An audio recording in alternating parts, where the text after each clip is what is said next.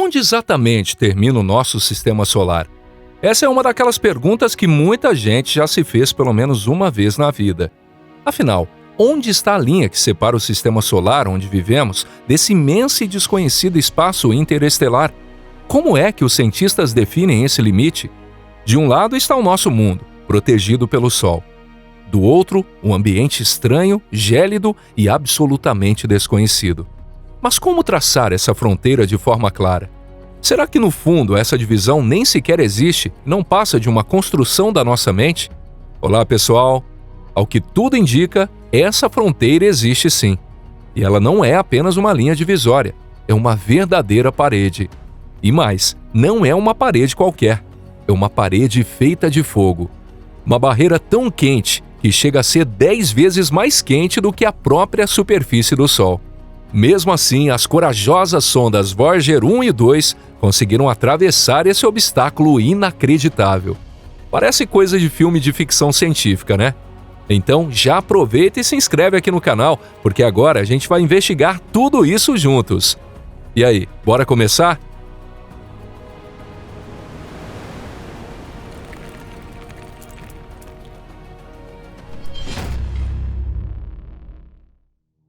O mensageiro das estrelas, a Voyager 1. A responsável por observar pela primeira vez essa surpreendente parede de fogo foi ninguém menos que a sonda espacial Voyager 1. Essa pequena nave se tornou o primeiro objeto construído por humanos a sair oficialmente do sistema solar. A Voyager 1 foi lançada lá atrás, em 1977. Era uma época em que computadores ainda funcionavam com cartões perfurados, e os enormes foguetes Titan III, que hoje parecem relíquias da Guerra Fria, ainda eram levados com frequência até as plataformas de lançamento. Inicialmente, a missão tinha como foco principal a exploração de Júpiter e Saturno. Mas desde o começo, o design da nave e sua trajetória foram pensados para algo muito além disso. A ideia era clara. Um dia, ela deixaria o sistema solar e seguiria viagem pelo espaço interestelar. Por isso mesmo, não foi por acaso que a Voyager 1 levou a bordo um disco dourado com mensagens destinadas a possíveis civilizações extraterrestres. Esse disco simbolizava a primeira voz da humanidade lançada ao abismo do espaço profundo. Nele estavam gravados sons da Terra, músicas, imagens e até mesmo um mapa mostrando onde encontrar o nosso planeta no universo. Agora só nos resta torcer para que daqui a centenas ou até milhares de anos um duende do espaço profundo encontre esse disco e não resolva visitar a Terra para começar uma guerra ao estilo H.G. Wells. Movida pelo calor da decomposição do plutônio em seu gerador nuclear e recebendo comandos enviados da Terra com mais de 20 horas de atraso, a Voyager 1 continua sua jornada há quase meio século. E em 2012, essa sonda fez uma descoberta que mudou completamente o que pensávamos sobre o limite do nosso sistema solar. Os sensores da Voyager detectaram um aumento repentino e impressionante de temperatura. A leitura ultrapassou 50.000 graus Celsius. Isso é quase 10 vezes a temperatura da superfície visível do Sol, a fotosfera. No fim gelado e silencioso do sistema solar, onde pensávamos haver apenas escuridão e vácuo, a sonda deu de cara com uma parede flamejante. Mas afinal, o que é esse fenômeno? Por que algo semelhante à coroa solar estaria em chamas no meio do vácuo do espaço? Para entender isso, precisamos primeiro olhar com atenção para a natureza dos ventos solares. A parede de fogo. O Sol não é apenas uma estrela que emite luz, ou seja, fótons. Ele também libera constantemente um fluxo de partículas carregadas, como elétrons, prótons e íons. Esse fluxo é conhecido como vento solar. O vento solar sopra em todas as direções a uma velocidade incrível de até 800.000 km por hora, formando ao redor do Sol uma gigantesca bolha chamada de heliosfera. Imagine uma bolha de sabão boiando na correnteza de um rio. Só que nesse caso, a bolha não é feita de sabão, mas sim de campos magnéticos e partículas. E a água ao redor dessa bolha é o tênue material interestelar que preenche o espaço entre as estrelas. A borda externa dessa bolha é chamada de heliopausa. É o ponto onde o vento solar enfraquece tanto que deixa de ser dominante. É ali nessa fronteira que ocorre um verdadeiro choque. O vento solar, que viaja a uma velocidade considerada supersônica dentro do plasma espacial, desacelera de forma abrupta ao atingir esse ponto. É parecido com o que acontece quando o ar se comprime bem na frente de um avião em alta velocidade, formando uma onda de choque. Essa onda comprime as partículas e aquece tudo a uma temperatura absurdamente alta. E foi exatamente esse fenômeno que a Voyager 1 conseguiu detectar. Mas então por que a sonda não foi destruída pelas chamas? Na verdade, no espaço, uma temperatura alta não significa calor como a gente sente aqui na Terra. Esse tipo de temperatura indica a velocidade das partículas, mas a quantidade dessas partículas é extremamente pequena. Seria como levar um respingo minúsculo de água fervente, bem pequeno mesmo. Talvez você sinta algo, mas com certeza não vai sair escaldado.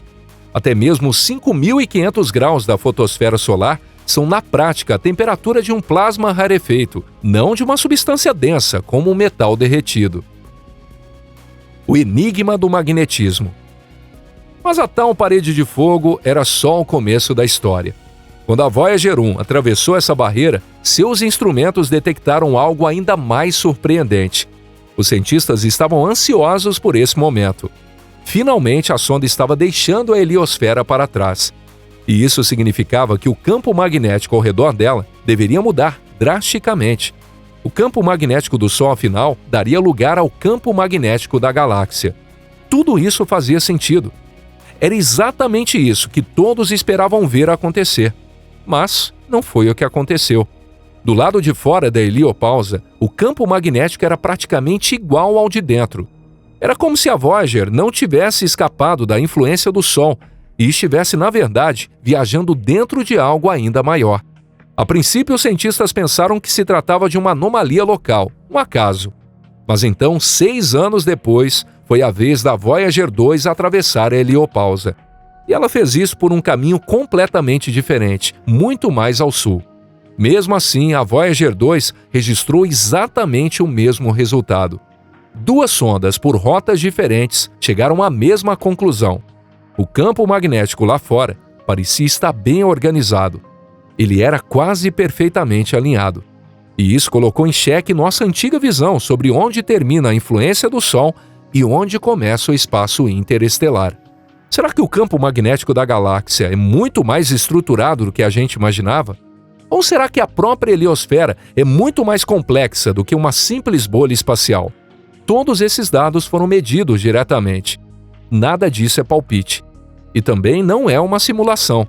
São dados reais, enviados por uma nave lançada quase meio século atrás, a bilhões de quilômetros da Terra. E foi assim, nos confins do Sistema Solar, que uma verdadeira revolução científica começou. Essa descoberta marcou um divisor de águas. Descobrimos que o limite do Sistema Solar não é uma linha clara, mas sim uma zona de interação intensa, complexa e dinâmica entre o nosso mundo e o espaço interestelar. O escudo do nosso universo. Mas afinal, por que tudo isso é tão importante? Porque a heliosfera funciona como um escudo que protege a gente. É ela que defende a Terra e toda a forma de vida por aqui contra os raios cósmicos da galáxia.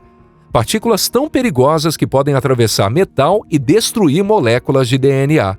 De vez em quando, verdadeiras balas de canhão cósmicas com uma energia colossal atravessam o sistema solar. Comparado a isso, os prótons acelerados no grande colisor de hadrons são como gatinhos cegos tentando brincar no escuro. A maior energia alcançada em colisões de prótons dentro do acelerador é de cerca de 14 TeV, ou seja, 10 elevado a 13 elétrons-volts. Já a maior energia registrada em raios cósmicos ultrapassa 10 elevado a 20 elétron-volts. Isso equivale a uma força 10 milhões de vezes maior. Agora imagine como seria o mundo se esse escudo simplesmente não existisse. Seríamos bombardeados por essas balas de canhão cósmicas vindo em salva direto na direção da Terra. Entender onde esse escudo começa, como ele é estruturado e o que acontece exatamente em sua borda não é apenas uma curiosidade científica, é uma questão essencial para a segurança das futuras missões espaciais. Uma nova nave de reconhecimento, IMAP. É justamente por isso que a NASA já está preparando sua próxima missão de reconhecimento. A nova sonda espacial se chama IMAP, sigla para Sonda de Mapeamento Interestelar e Aceleração. Ela será uma espécie de sucessora das Voyagers, mas com novas funções e um formato completamente diferente. A IMAP não vai seguir rumo ao espaço profundo. Ela ficará estacionada a cerca de 1,5 milhão de quilômetros da Terra, em um ponto de equilíbrio gravitacional entre o Sol e o nosso planeta, conhecido como ponto de Lagrange. Nessa posição, a nave poderá observar o vento solar de forma constante, sem interferência do campo magnético da Terra. O objetivo da IMAP é criar um mapa tridimensional da fronteira da heliosfera. Ela vai nos ajudar a entender exatamente onde começa esse escudo em forma de bolha que nos protege, como ele muda ao longo do tempo e em que ponto colide com o frio e implacável espaço interestelar. A IMAP vai medir o fluxo de partículas chamadas de átomos neutros de alta energia. Essas partículas surgem exatamente na região de colisão entre o vento solar e a matéria interestelar, ou seja, bem na borda da heliosfera. São como destroços deixados na praia que nos contam histórias sobre as ondas que os trouxeram, rastros dos processos que estão acontecendo naquela região. Em essência, a IMAP será como um raio-x do cosmos. Ela vai revelar a forma da heliosfera, sua estrutura e seu comportamento. E vai nos mostrar até onde vai a influência do Sol e o que começa além dela. Isso não é importante apenas para os cientistas, não, mas também para qualquer pessoa que um dia deseje viajar além da Lua. Afinal, no espaço profundo não há atmosfera, nem campo magnético para nos proteger. Por isso, precisamos saber exatamente onde termina o nosso lar. A IMAP não é apenas mais uma missão. É uma tentativa de enxergar o nosso sistema solar de fora, de vê-lo como uma ilha solitária flutuando no mar da galáxia e de entender onde esse mar realmente começa. Apenas um dia-luz. As sondas Voyager 1 e Voyager 2 continuam navegando por esse oceano até hoje.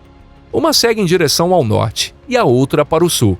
Ambas já deixaram Plutão para trás há muito tempo e agora avançam para regiões nunca mapeadas pela humanidade, onde o Sol não passa de um ponto minúsculo no céu, imersas na escuridão silenciosa do desconhecido.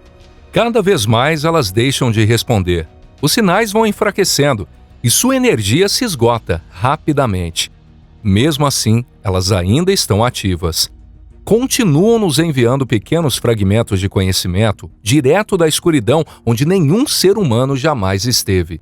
Por fim, a Voyager 1 segue se afastando da Terra a uma velocidade de 17 km por segundo, o que dá cerca de 3,6 unidades astronômicas por ano.